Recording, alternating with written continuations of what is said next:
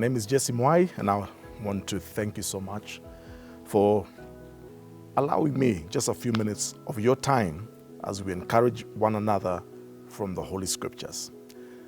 The cry of a broken heart is what I want to address in the next few minutes. The cry of a broken heart. We have all gone through a broken heart. You know, the very best of us, the strongest of us.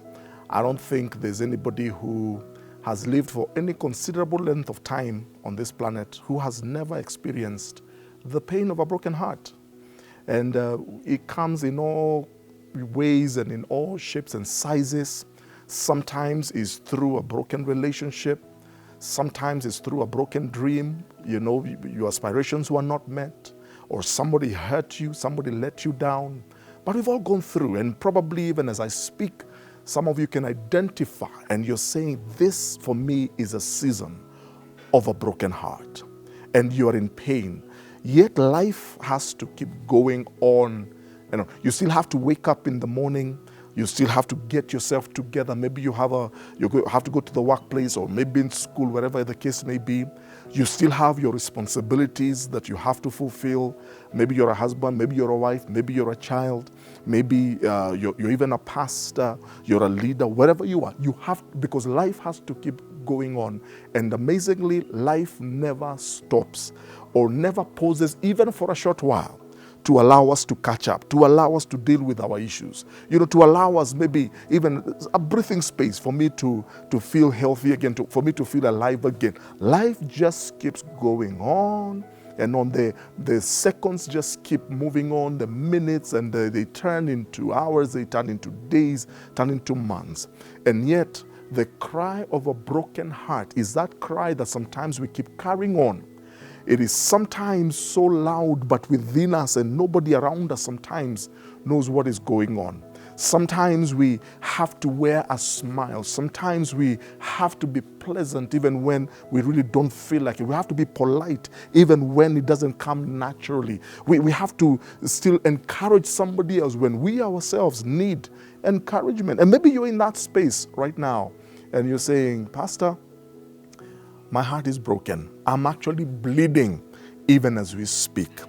See, the psalmist, that is especially David, and I love David, a man after God's own heart, went through so many heartbreaks himself, so many seasons of heartaches and pain. At one point, he had to pretend that he was insane before some king, you know, just to save his own life. And while he was in that state of desperation, he penned down the words that we find in Psalm 34, the 34th Psalm. In verse 17, he said this, "The righteous cry out, and the Lord hears them. He delivers them from all their troubles." And then he said in verse 18, "The Lord is close to the brokenhearted and saves those who are crushed in spirit." The cry of a broken heart. But David, in his moment of desperation, gives us, and he penned these words that are supposed to be a great encouragement to us, that our Lord is actually close. He's close to those who are brokenhearted. If you are in that space, if you are in that season, guess what? He is actually very close to you. He is close to us in those moments, in those seasons. When I feel overwhelmed, when I feel like I cannot take it anymore, when I feel I don't have the energy to wake up in the morning, he says, I am so close to you, and he gives me the grace to keep carrying on. Listen, mine is simple, just to encourage you that he has heard your cry.